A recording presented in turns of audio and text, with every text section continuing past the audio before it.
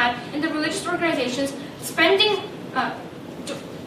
funding these political organizations to change their policies to revolve around these religious groups. That was the situation which we identified for you. But then they started saying that they only let the significant religions have influence, so they showed a huge case shift in their principle. We weren't really sure how there was one principle behind their case that supported their stance consistently. And then moving on to pragmatics.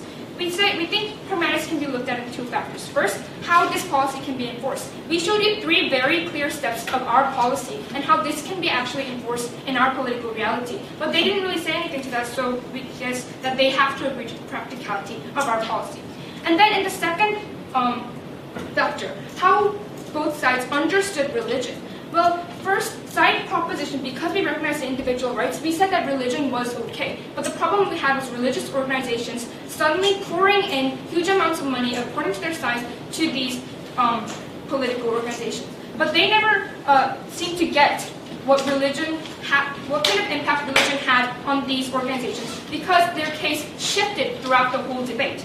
So third, what are the end games that side proposition and opposition are looking at? We say that we are looking at a democracy in which people, if they have religious beliefs, can take those individual values into consideration when making political values. But the end game they looked at was a reality in which political decisions revolve around and are made in the name of one religion that can fund these people in the most luxurious way. So ladies and gentlemen, because side proposition supported the true value of democracy, and because that proposition showed you the clear harms of what's happening today, we beg to propose. Thank you.